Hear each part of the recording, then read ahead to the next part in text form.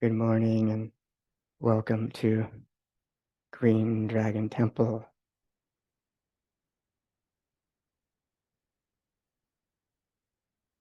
First, I just want to acknowledge that there are a couple of major wars going on around this planet and lots of other difficulties and challenges. People harming each other, killing each other needlessly. And may our practice together be our response to the suffering of this world, our own and others. That's really why we're here. It might not seem like much to be sitting zazen and talking about Dharma together in the face of such challenges, but I trust that for now, for right now, this is our the best response. May it be so. And here at Green Dragon Temple, this coming week, we're going to start we call it practice period.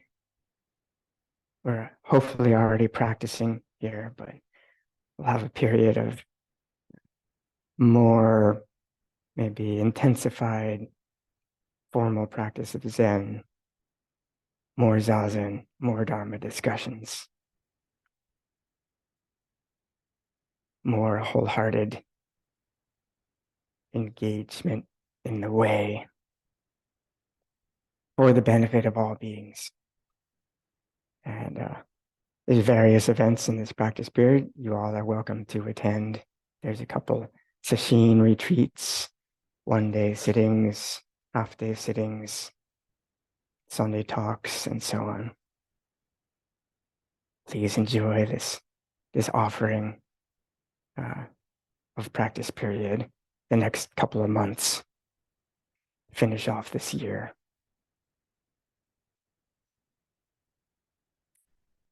So many things could be helpful to talk about the general spirit of practice period, especially for those, many in this room are going to join this practice period.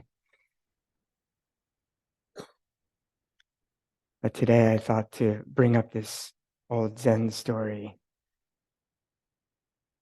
in the spirit of responding to the suffering of the world and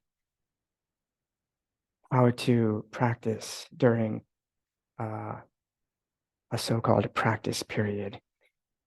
This is case number 16 in the Gateless Barrier collection of Zen stories called The Sound of the Bell and the 7-Panel Robe. And the story is very, very simple. It's not really actually a story. It's just a saying of the old teacher Yun Men in Tang Dynasty, China, who said to the assembly, "The world is so vast and wide. Why do you always put on the 7-panel robe at the sound of the bell?"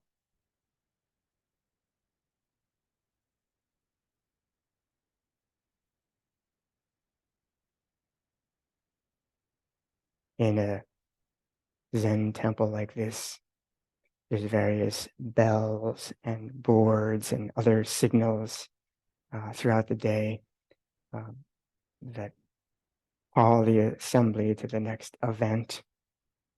And the next event is often something in the Zendo, where if people have some kind of robe, when they hear the signal, they put on their robe and come to the Zendo for the next event.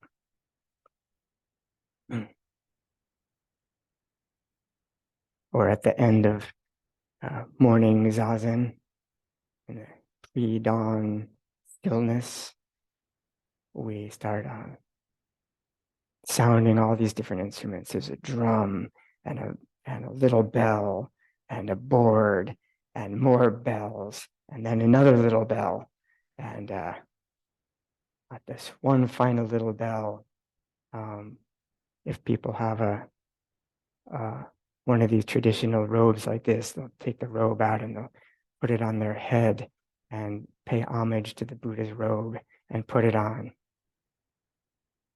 signaled by this little bell.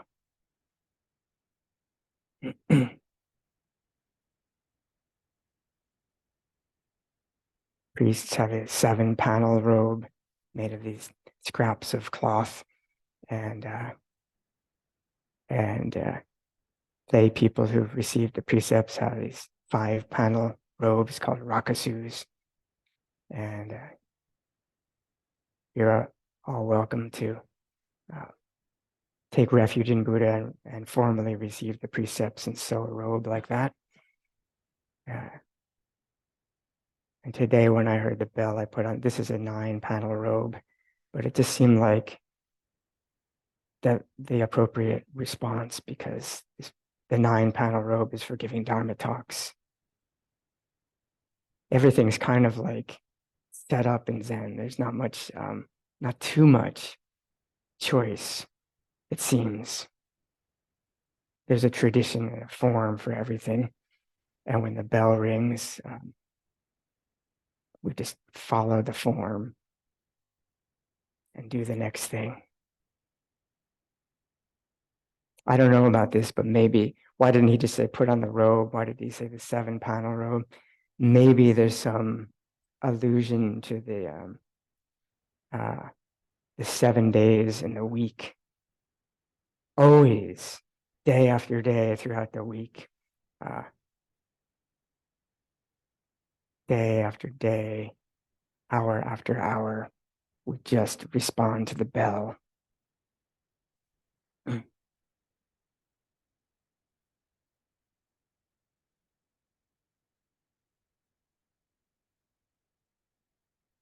Who said that? Such a specific thing, the 7-panel robe at the sound of the bell. And it's not, I think this is not about the kind of temple guidelines of which kind of robe to wear. It's just the appropriate response to the bell. Though it seems very narrow and specific, in fact, everything is included in this vast, wide world of interdependence. We express our devotion to this interdependence by putting on a particular piece of clothing, like our lineage ancestor Ru Jing, Dogen Zenji's teacher, commenting on this story, said, "At the sound of the bell, I put on a dense web. The inconceivable functions, miraculous powers that the 7-panel robe, the 5-panel robe, the whatever we're wearing is actually a dense web of interdependent conditions. Very specific, but when we put on the particular robe, we're actually putting on a dense web, inconceivable dense web that functions in this miraculous way. Miraculous, a very ordinary way. And again, I think this is not so much about particular robe. It's just for each of us, it might be like when the alarm goes off in the morning, we sit up and turn off the alarm. Same principle. When the phone rings, we just pick it up. When the light turns yellow, we either start to slow down or speed up. And when it turns red, we stop. And when it turns green, we go.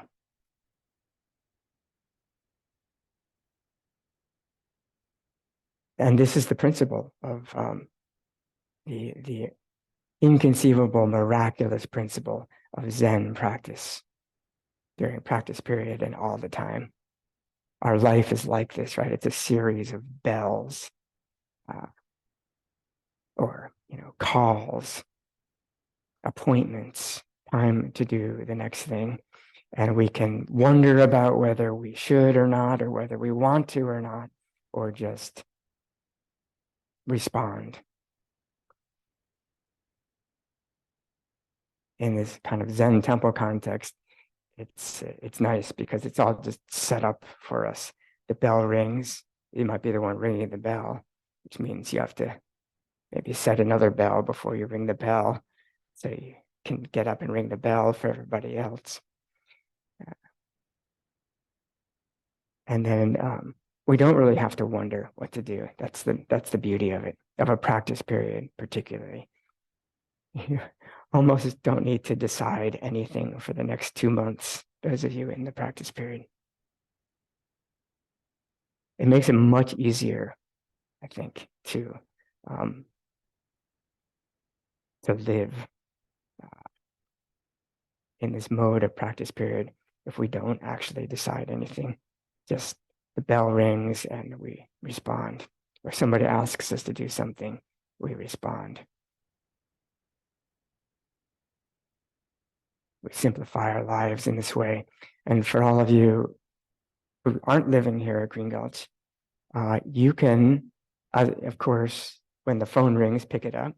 And when the light turns green, you can go, of course. But you can also take the opportunity, especially this fall. I think it's natural time to kind of reboot one's Zen practice in the fall. I don't know why it feels that way. It's more like maybe the summer is a time of activity and more outer focused, and the fall is kind of the earth is kind of herself kind of becoming simpler and less active. So so many of you probably have a daily zazen practice or a regular zazen practice. You could use the 2-month period to have your own home practice period of maybe you sit once a week when you come to Green Gulch. You could try out I'll sit a few times a week, or I'll sit every day. And the best way to set up like a home practice, because it's hard in the midst of all the complications of our life, is to just make it regular. Like first thing in the morning, I think is the best. It doesn't have to be, but it's because nothing else is happening yet. Once things start happening in the day, it's hard to come back to the stillness. Not impossible, but you can get up a little bit before those around you, before all the talking starts and the activity starts. And you can set an alarm, the bell can ring, and you might feel like, actually, I would like to sleep a little bit longer. And nobody here will notice, unlike Green Gulch, where they're taking attendance and they will notice. At home, nobody will notice, but I'm going to try out this practice of the sound of the bell. I'll just sit up and get ready for zazen, short or long zazen. I think it's wonderful to have a home practice like that. You might say it's a little more challenging because it's not like everybody else is getting up, so I should get up. But that's the beauty of it. It's a little more challenging. It's a self-reliant kind of practice. I'm just coming out of a month-long solitary sesshin. I set up a schedule of 8,000 periods a day, and nobody knew whether I was doing it or not. It's different um, compared to like we're doing this group thing, and I really appreciate that challenge. Try not to cut the corners when nobody knows.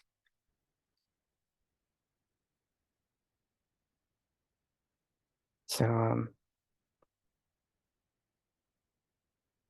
yesterday I mentioned to my wife Shoho that I think tomorrow I'll talk about this story, putting on the robe at the sound of the bell, and she said, "Well, how is that not like Pavlov's dog?" You all know Pavlov's dogs. Uh, Pavlov was, I guess, a Russian scientist in the 19th century who was studying conditioning in sentient beings, and particularly dogs. And noticed that when you bring really good dog food around the dogs, they start salivating. And then if you ring a bell along with the food, the dog starts unconsciously associating the bell with it becomes conditioned to associate the bell with uh, this savory smell of the food. And then you can take away the food and just ring the bell after a while, and the dog will start salivating. It's like unconscious conditioning. So I thought that was a good question Shoho asked. How is this Zen practice of putting on the robe at the sound of the bell, how is that not just like being unconsciously conditioned to like kind of blindly do this thing, or just like a bell rings, go to the Zendo, day after day, year after year. I don't know why. I'm deeply conditioned as a Zen practitioner to do that. In a way, it's kind of nice. We condition ourselves to do this wholesome activity called zazen. But this Pavlovian thing is a little bit like a little bit unconscious or kind of blind, or just kind of, it could be just going through the motions. I think Zen practice is not really about just going through the motions or being blindly conditioned. Similar, I think many similarities. That's why I thought it was a good question. So I said to her, good question. Uh, what do you say? How is it? How is it? How is this Yunmen saying, the world is so vast and wide. Why do you always put on the 7-pound robe at the sound of the bell? How is that different from Pavlov's dog's conditioning? And she said, Maha Karuna. This Sanskrit for great compassion.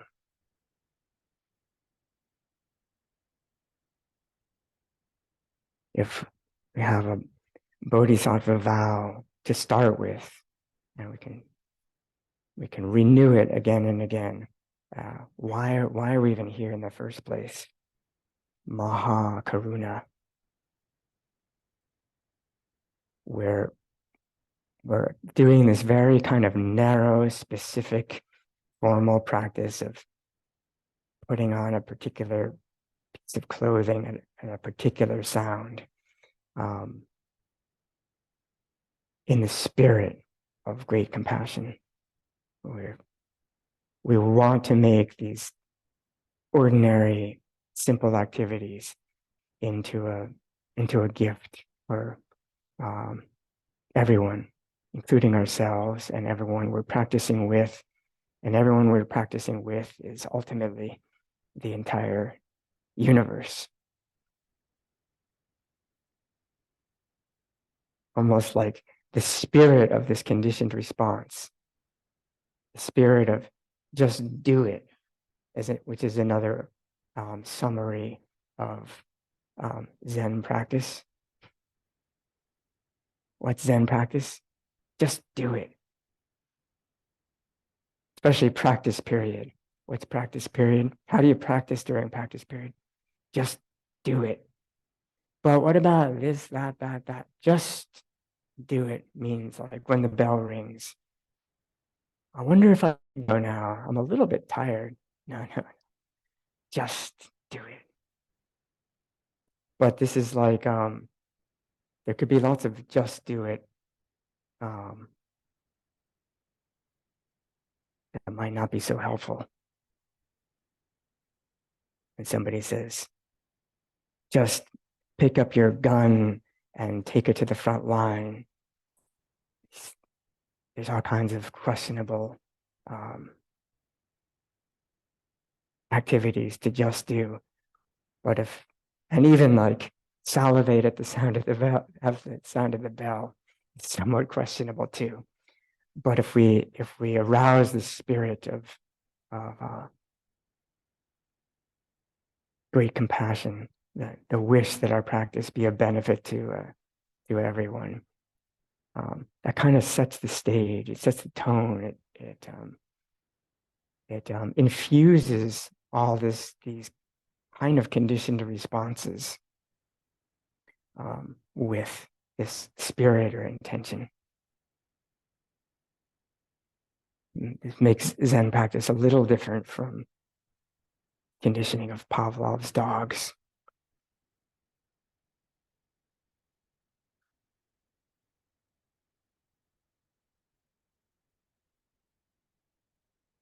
The world is so vast and wide. It means like there's infinite possibilities here. It's kind of, we are totally free as human beings. We might not feel that way, but in a sense, we're all completely free to live this life however we feel inspired to. Within the conditions we're given, we're totally free. So why would we put ourselves in some situation where when the alarm rings, we just get up whether we feel like it or not? That doesn't seem like freedom. It seems like the opposite of the freedom of the vast and wide world. And yet, that's how we're expressing our freedom with great compassion. And the spirit of just do it is actually quite a bit more free in actual practicality than since I'm so free when that alarm goes off to not get up or to get up, what should I do? We're already losing our freedom. So the collector of these Zen stories in the Mumonkan, teacher Wu-men, wrote a comment on this story. He said, in practicing Zen and studying the way, we don't follow after sounds, or we're not swayed by sounds, and we don't follow after sights. So this is sort of bringing up another side of the story, right? I'd say in Zen, if we don't kind of follow after sounds and sights, we're not swayed by them, then we shouldn't just put on the robe at the sound of the bell. But there's another side of the story. We get caught up in sights and sounds. We might even say that, I don't know, some large percentage of our discontent as humans is getting caught up in being swayed by sights and sounds. You might say, that's a weird thing to say. It doesn't seem like such a problem. But the sounds of people saying, like, I don't like the way you're doing that. Can you do it differently? We get swayed by those kinds of sounds, or those sights like, I don't know, in a Zen temple, it's like big, like dust bunnies on the floor or something. Or we can get swayed by even like really refined kind of sights, like when we're offering incense at the altar and the incense box is like off to the side a little bit. Why did the doan not like align that incense box? We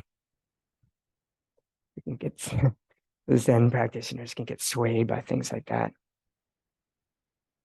There's nothing really wrong with it being misaligned. We can just realign it, but there might be some discontent arising from the box being misaligned, not to mention all kinds of other disturbing sights and sounds. So Wu Man, this commentator on the story about this bell, is saying, in practicing Zen and studying the way, we intend to not be a victim sounds.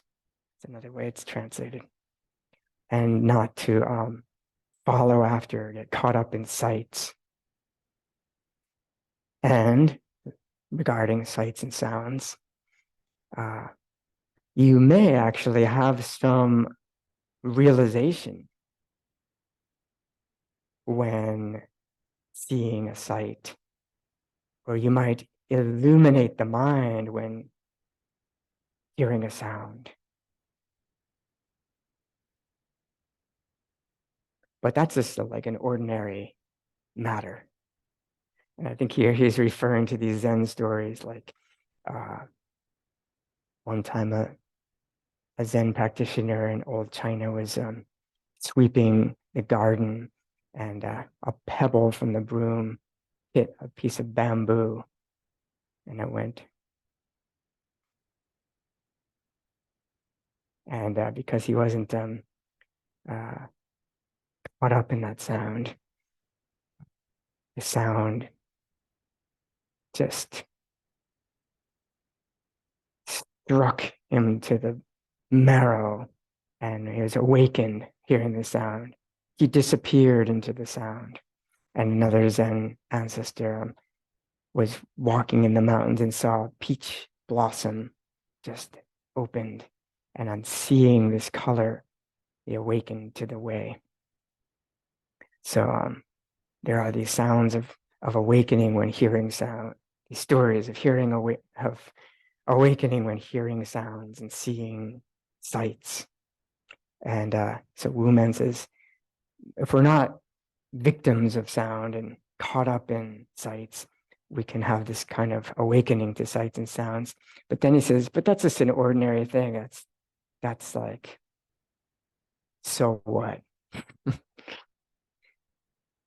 True Zen practitioners not only have these momentary awakenings with particular pebbles and peach blossoms, but they can ride on sounds, and they hover over sights or become one with sights, with everything clear moment by moment, handling each situation skillfully.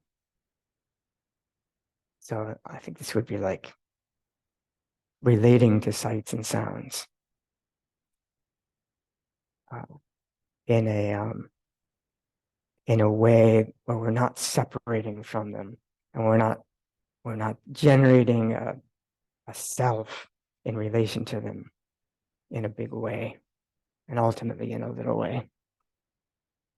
So then Wu Men says, that's the ideal kind of practice. But tell me, does sound come to the ear, or does the ear go to the sound? And even if you transcend sound and silence, what can you say at such a time?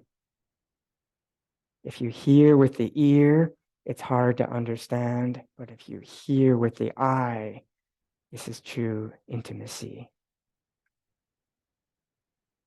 Quoting our ancestor Dongshan in these last lines. So I think this is one of the highlights of this commentary. Does sound come to the ear, or does the ear go to the sound? take a look at how sound works. There's this famous sutra in the Buddha's early teachings. Some of you may have heard that's, but it's worth hearing again. The teaching of the Buddha to Bahiya, where Buddha teaches one of his new students, train yourself thus. In the scene, there is just the scene. In the herd, there's just the herd. In the sensed, there's just the sensed, the felt. In the cognized, in the thought, there's just the cognized. When this is the case for you, then there is no you in relation to that. And therefore, there's no you here, there, or anywhere. And just this is the end of discontent.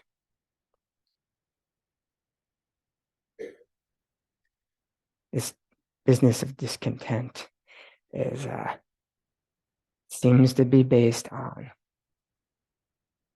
me and you in relation to the world. We kind of add ourselves as kind of an extra subject that stands in relationship to the world. Conventionally, it does seem like there's a body, we call a person over here, and there's the world all around it. But then we identify ourselves as this subject of experience and the world of sights and sounds, sensations and thoughts as external to ourself, as opposed to ourself, even in relation to ourself. It's over here. It's called subject-object duality. And even in this early teaching of the Buddha, it kind of looks like saying this is the root of our problems. So the purpose, I would understand in the sutra, the purpose for training ourselves thus to just have the sight, just have the seen and the seen, just the heard and the heard, is really for the purpose of forgetting the you, the me that's in relation to it. The subject, it's me that seems to be relating to the objective world. There's just the objective world. So much so that that I forget myself. I melt into the world of sights and sounds. When there's in the scene just the scene, there's no you in relation to that.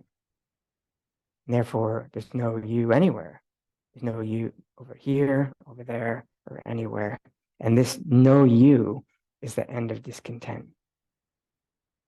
There's just the world. We call, what is the world? It's sights, it's sounds, it's sensations, bodily sensations, and it's thoughts. Basically, I think that's what the world is, experientially, for each of us. If we have more abstract ideas about the world other than that, they would fit into the fourth category, I think, of thoughts. But we don't have to have a me that's the subject of these thoughts. Often we do feel tortured by our thoughts, right? Because how can I stop these thoughts? What about thoughts are okay, but how can I stop the I that's having them? Seems like that's more of the issue, actually. It's a subtle matter.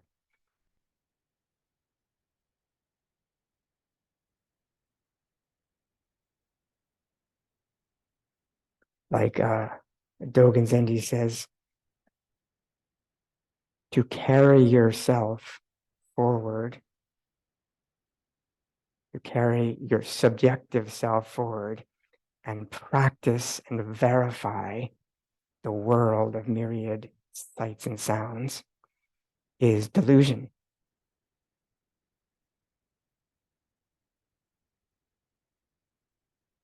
Practice the world. This is how he says it. We translate it in different ways, but literally to carry your subjective self forward and practice things, do things, and verify things like sights and sounds is delusion.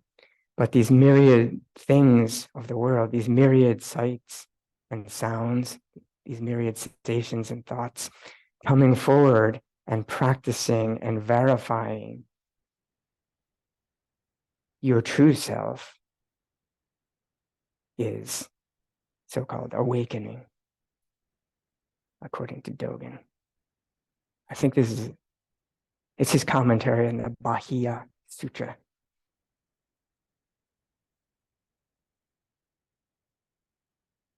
And this true self that the myriad things are verifying, I would say, it's not the subjective self. It actually is just the totality of the myriad things. The all-inclusive self. It includes this body and these thoughts and sense of subjectivity, but it also equally includes the colors and sounds of the world. To carry our limited, subjective, personal self forward and do things and verify things is delusion. But the whole world arising, coming forth, and doing and verifying this all-inclusive self is just fine.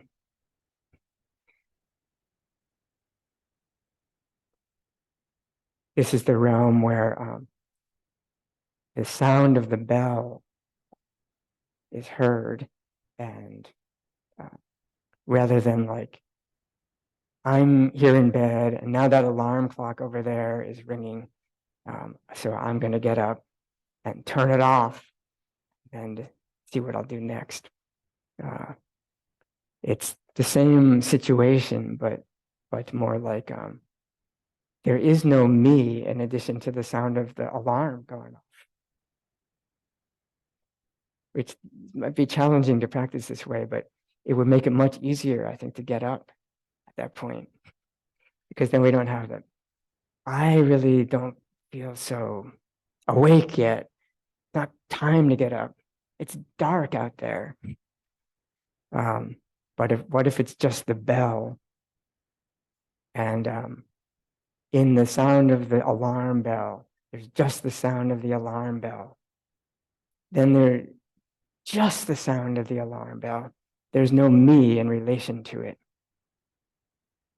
And then there can be this, it might be, and there's also sensations called like the body feels like a ton of lead.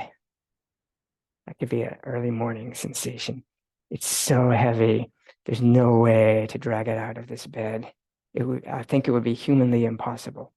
That's just a sensation, a bodily sensation of heaviness coming to be along with the sound of the alarm clock. And how interesting, how wonderful that this awareness that's always here is manifesting this morning as this heavy body and this sound. Beep, beep, beep. I don't suggest alarm. It sounds like that, but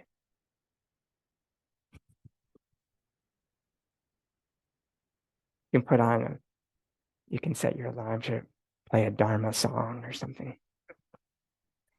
And then it mixes, the sound of the alarm is mixed with the lead feeling body, and it's mixed with the thought of, how did I get in this situation? It's dark out. That's the sight. The sight is like, it's pitch black.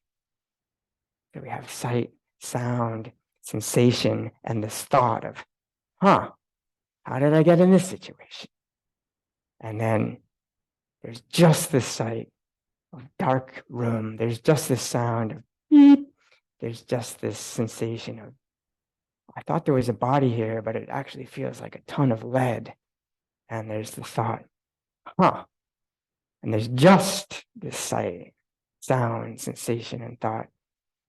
There's no me needed in relation to that. And then the world is really vast and wide here.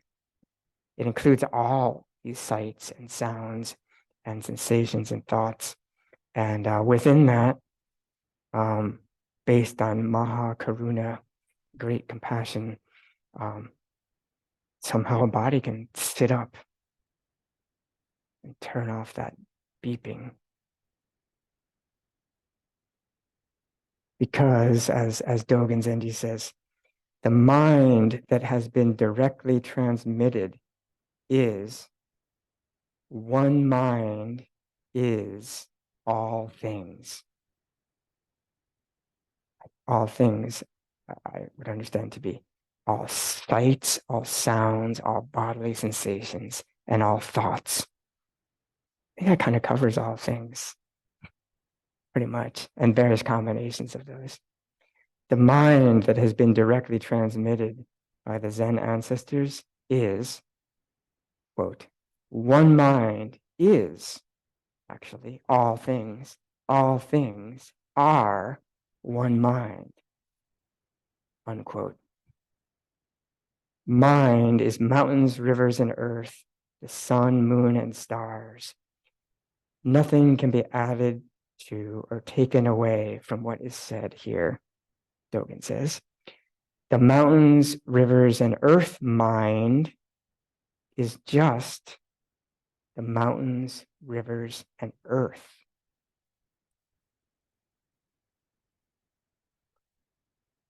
There's no mind needed in addition to this. The mountains, rivers, and earth mind is actually just the mountains, rivers, and earth. In the seeing the mountains, there's just the seeing of the mountains. In the hearing of the river, there's just the hearing of the river. There's no you or like some kind of mind over here that's knowing those things. Then when we hear the sound of the bell, it can put on the dense web, the inconceivable functions, miraculous power. So that's some thoughts about how to respond to the challenges of this confusing and confused world, and how to practice during practice period and at any time. And it might seem like this is too much. He's like, I'm up for like put on the robe at the sound of the bell. Just do it. I got that part, and that's good if you got that part. This one mind is all things business. Maybe that's a little too much. You might have that thought might arise, and if so, I think then it's just hearing these things over and over. I think is like we're like Pavlov's dogs, hearing these things over and over. We eventually might start to salivate when we hear those things. In any case, time is rolling along here, so maybe we could have some discussion or if there's anything that's not clear or anything I'd like to bring up around this. This practice, when the microphone arrives, just speak.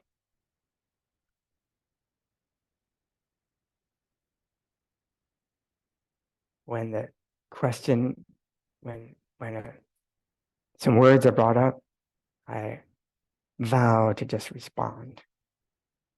Yes. Good morning. Good morning, Sam. Could you please give me some encouraging words on how to strive appropriately? Encouraging words on how to strive appropriately. Strive is one of those tricky words. Because, yeah, after this talk, I want to go look it up in the dictionary. Anybody have a dictionary on your phone? It has a feeling of kind of like making a great effort and trying, right? So we do talk about effort, but we also talk about no gaining idea. So we have those, they almost seem contradictory sometimes. We have great intention, and maybe in terms of this today's teaching of when the bell rings, we just put on the robe and go to the zendo. I think just in that case, you could say the diligent practice. We can make the diligent effort to just study ourselves carefully when we hear the bell ringing. Especially, maybe we don't even have to so much if we just like, okay, just go to the zendo. But especially if we're like, I think I'm supposed to go, but I think I'm not going to go. At those times, I think then the great effort is not so much to like force ourselves to go. I think it's just to like really look deeply what's going on here, and especially remember this our old teacher Shakyamuni Buddha. If we can just remember this teaching from thousands of years ago, in the herd, train yourself diligently, striving to be thus. In the herd, there's just the herd. So that's one response. And regarding this this gaining idea business, it is one of our great teachings from our founder Suzuki Roshi. That don't try to get something in the practice. And recently, I was thinking about that and thinking, what if we how does that not undermine our diligent effort, for example? What if we say we don't have a gaining idea, but we do actually have a losing idea? Because I think that actually practice and verification of the way is not about getting something, but it could be said to be about losing something. We have all these fixations and delusions that are like binding us, and it's not like put that stuff aside and get this thing. It's more like if we just let go of our grasping in any possible way, when we notice it, release it, let go. It's kind of like losing something. And I really do, at least I have an intention to lose. There's a lot of things I'd love to lose. And so excuse me for having a strong losing idea. I hope Suzuki Roshi wouldn't mind. From a really big kind of ultimate perspective, we could say there's nothing to gain or lose. Everything's really just perfectly complete the way it is. But in order to really trust that, I kind of feel like I have to release some non-trust, for example. Is there another question back there? Yes. Hi. I'm feeling so, and I'm sorry, I don't know if I've understood the connection between the robe and the war, but I'm feeling so full of grief and sorrow and worry about what is going on in Yes. Israel and Gaza. Yes. And as a child, I visited both sides, and I Mm. had Palestinian friends and I had Israeli friends. Mm. And I am, as a mother, I'm just feeling like so much grief and overwhelm at the hopelessness of this world that I'm raising my children in. And I guess I'm just wondering, like, how do we continue to move forward and in this sense of hopelessness and horror of what is happening? Yes. And it feels selfish to me almost to just sort of go about my day Mm-hmm. as if nothing is happening. Yeah, And yeah. it feels so hopeless, the sense of change and the division that's happening. So I guess I just wonder if you could speak to that, please, and if you see any way to find hope amongst all of this. Yeah, that's the big question. I think that's you really captured something that maybe almost everyone feels in some way or another, something like this. Yes, and I think and it really is a question in these kinds of we're talking about Zen and so on. It often comes up of like this seems, yeah, it almost feels like selfish to just go about our day. So I think first of all, we just feel what you're feeling. We just whatever's happening, um, let it totally be that way. It's your heart of love and compassion that feels that way. So that's the beauty of it.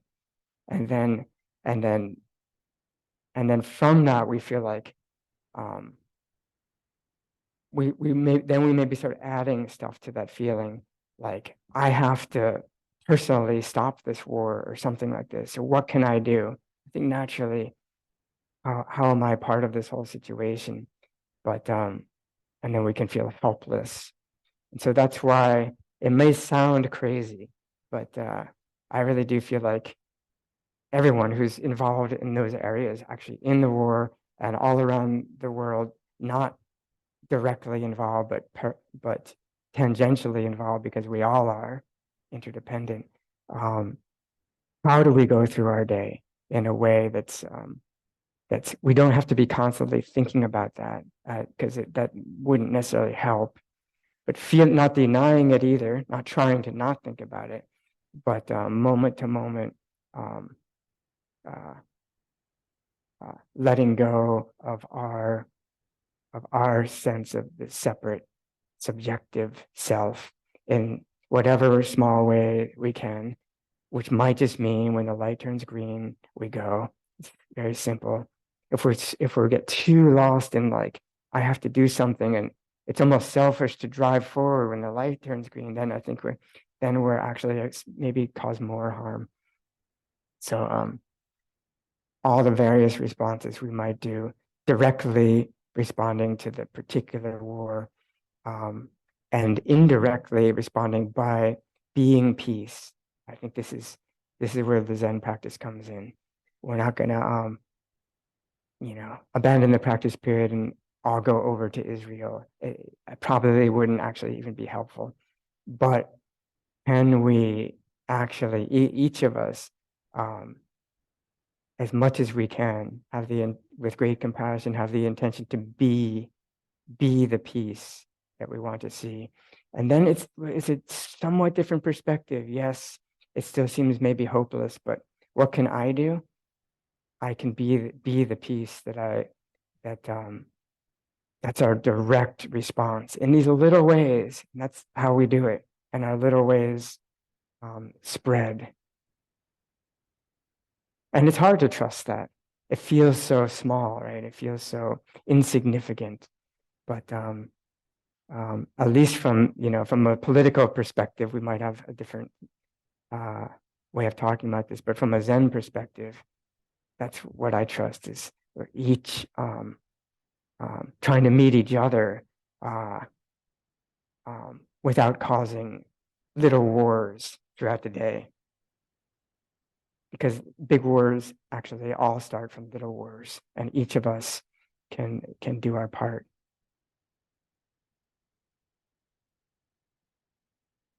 Are you satisfied? It's hard to be, right? Because it feels like.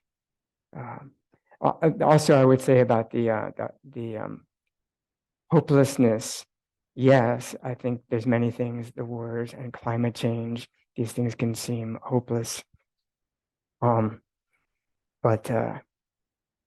just to balance it for our own sake and for the sake of the world, remembering the at the same time, this is not denial, but this is at the same time, there's great love going on in this world. Kokyo, we have time for one more Okay. question.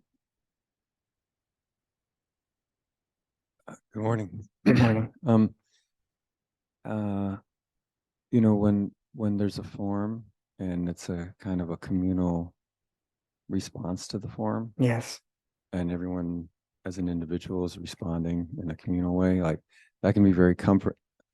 When there's a form and people are responding, have a communal response as an individual to the form, Yes. you know, it can be very comforting. You know, when the appropriate response is a communal response, you know, for me, you know, I sometimes have trouble when there isn't a form about how to respond, you know, and how do you keep what I, you know, I'm struggling with is when I'm surprised or I didn't expect the encounter, or what is the appropriate response, and how do you keep it gentle, and how do you keep your response gentle and kind when your habitual response is very far away from gentle and kind, you know? I mean, it's almost like we need more forms to be able to respond to the unexpected encounter, which brings up a habitual response that is not gentle and kind. Maybe in a way that there's always a form in almost everything. We often don't think of it that way. So say like in a Zendo or something, there's these we really see them. They're very particular forms, but maybe like you could say communal forms, for example. Maybe you could see just when people are talking together, there's some, I don't know if you might not call it a form, but you could say the form is let's try to meet harmoniously. There's almost like, I think most people have some value like that creates a kind of form. We don't always follow that form, but you could say it offers itself to us. You could say the purpose for talking to anybody ever is to have a harmonious meeting, make a connection. So, and you could call that a form, but it's because it's a little bit hard to see the form, then we fall outside the form. But if we remember it, which is also like this habitual thing, is like, what if the habitual Pavlovian response is actually is supported by this underlying intention of great compassion? We begin the day with like, and we forget, but we can begin the day with, I want to have all my conversations be compassionate and meet harmoniously. And then we forget, but then, oh, I forgot that form. So we can kind of, there's almost like there's hidden forms in almost everything we do, it seems to me, in the human world. So that's some exploration of Yun Men's. The world is so vast and wide. Why do you always do the same thing? Put on the 7-paneled robe at the sound of the bell. I'll just end with Wumen, the koan collector's verse. If you understand If you truly understand, then everything is one. You and the sights and sounds are indivisible, non-dual suchness. If you don't understand, then everything is different and separate. If you don't understand, then everything is just one mushy mess.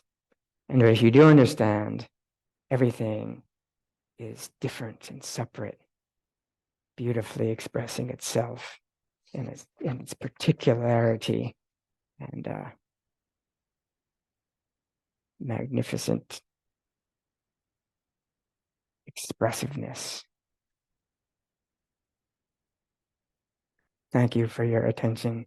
May our time together here this morning creates tiny little positive energy to stop all war. May our intention be directed towards the ending of war and violence.